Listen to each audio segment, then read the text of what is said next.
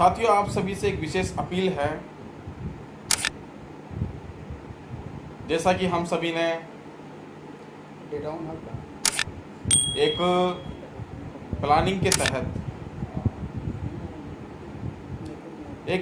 तहत हमने जो निर्णय लिया और एक निर्णायक रूप से एक रूपरेखा, एक रणनीति तैयार की गई कि पगड़ी प्रकरण को लेकर के हम किस प्रकार से सरकार के सामने अपनी बात रखते हैं, सरकार से न्याय की मांग करते हैं। और साथियों,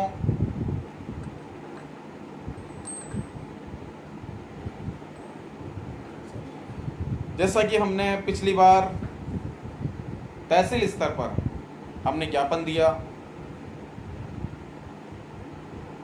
राजस्थान सरकार को चेताने की हमने कोशिश की और वह कोशिश सफल रही।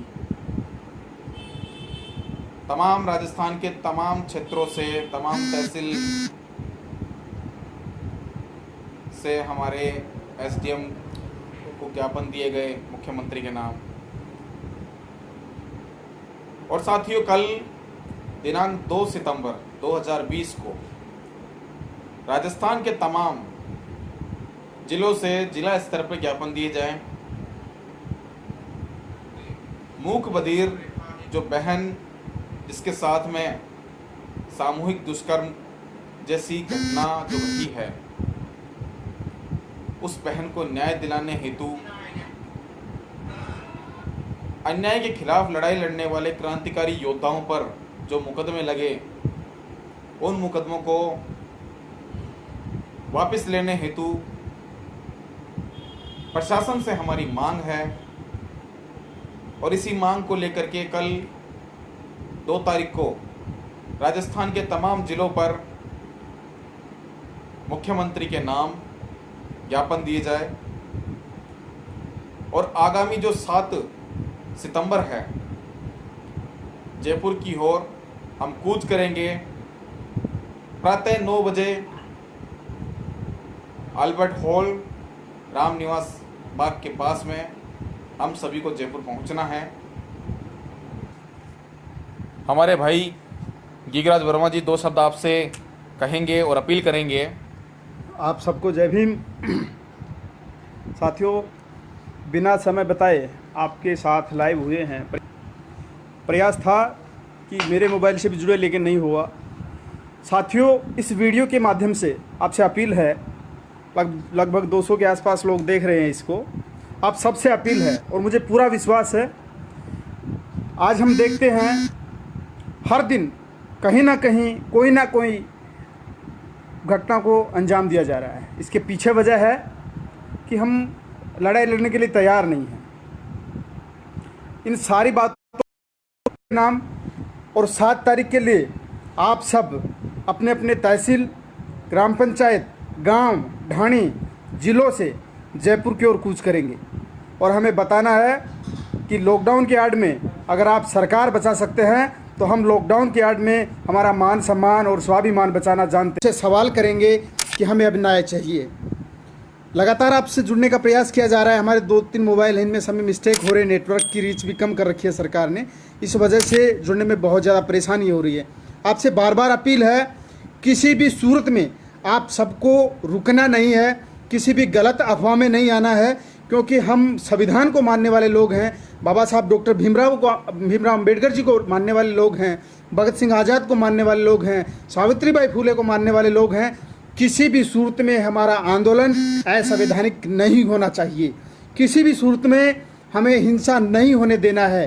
किसी भी सूरत में हमारा जो लोकतांत्रिक अधिकार है, इससे वंचित नहीं रहना है। और ज़्यादा से ज़्यादा संख्या में आप सबको, हम सबको जयपुर 7 तारीख को पहुंचना है।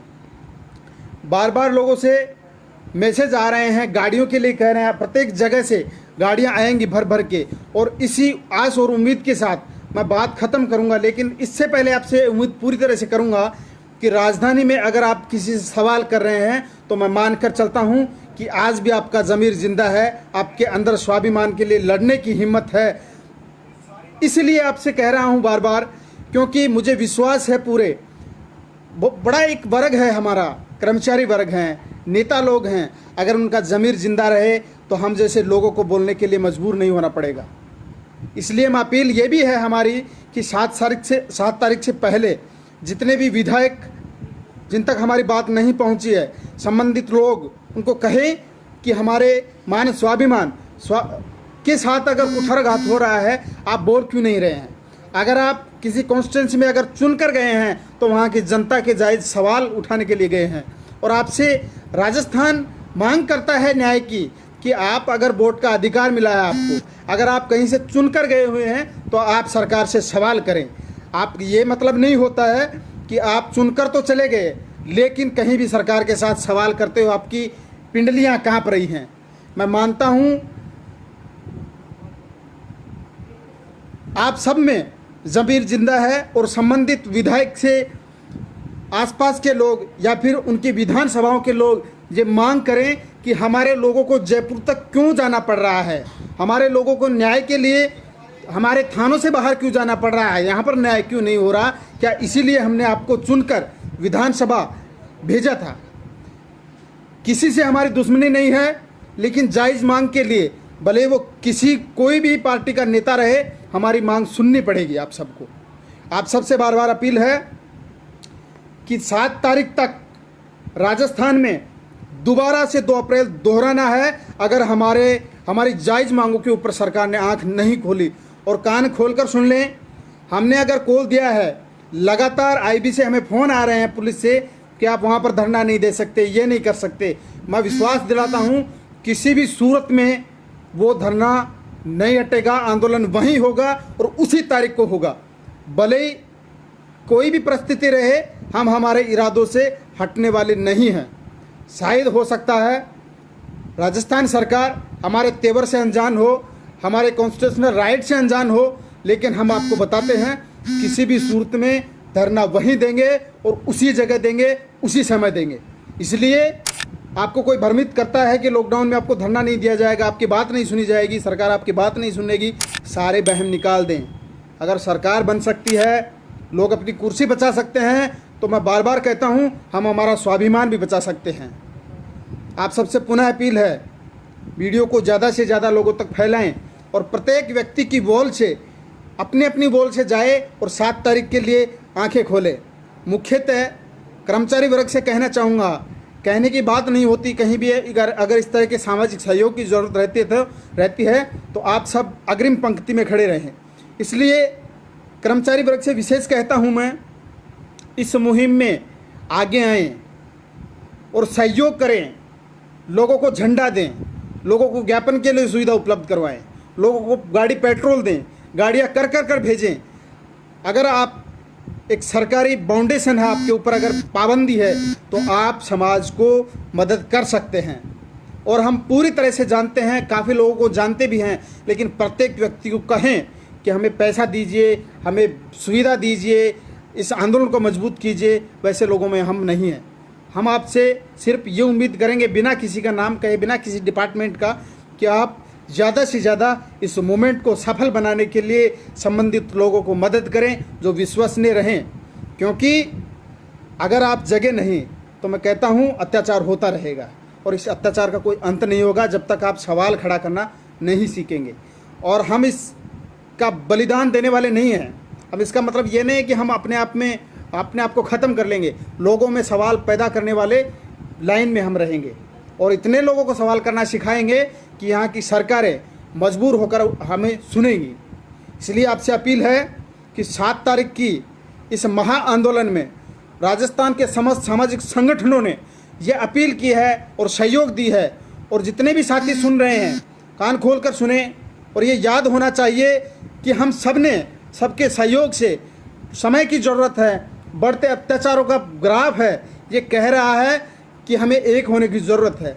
और इसका परिणाम ये है कि सब लोग एक मंच पर आए हैं और ये कह रहे हैं कि हम सब 7 तारीख को होने वाले महा आंदोलन में राजस्थान सरकार से सवाल करेंगे। इसलिए आप सबसे अपील है कि इस बात को जो सुन रहे हैं, अपने अपने क्षेत्र में मजबूत रहें। हो सकता है 7 तारीख वाला मंजर कुछ देखने लायक हो। लेकिन ध्यान रहना चाहिए, हमारा आंदोलन पूरी तरह से कॉन्स्टिट्यूशनल एक संवैधानिक रहना चाहिए, कॉन्स्टिट्यूशनल रहना चाहिए।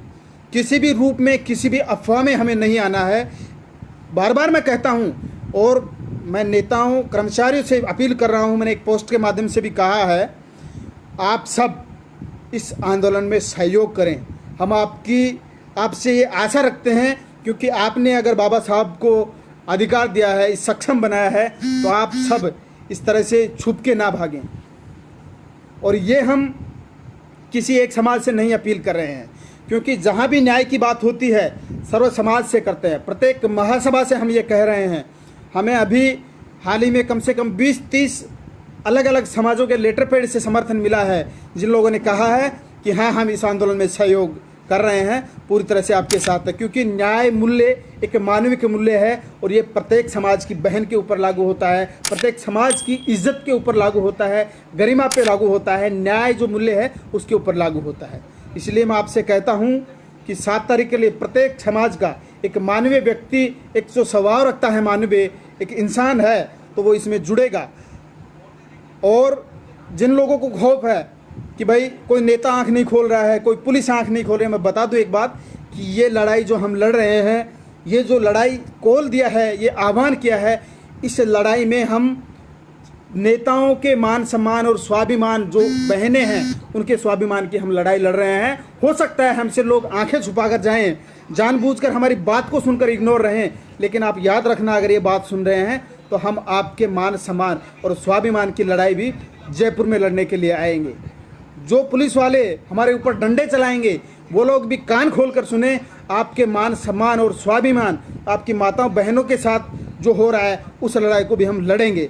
और जो लोग सामाजिक कार्यकर्ता, संगठन सुन रहे हैं, वो भी इस चीज़ को ध्यान में रहे कि हम ये लड़ाई उनके भी मान सम्मान और स्वाभिमान के लिए लड़ेंगे।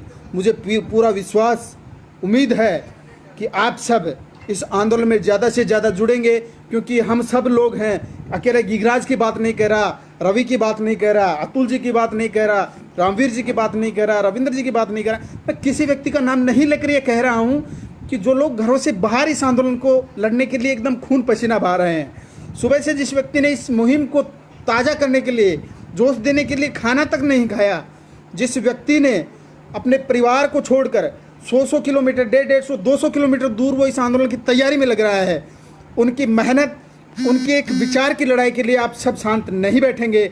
मैं ऐसी उम्मीद करता हुआ बात को ख़त्म करूंगा कि आप सब कल प्रत्येक जिला मुख्यालय पर ज्ञापन देकर सरकार को अवगत कराएंगे। साथ ही ये कहेंगे कि न्यायप्रिय लोगों पर मुकदमा लगाने वाले लोगों के साथ हम लोग हैं।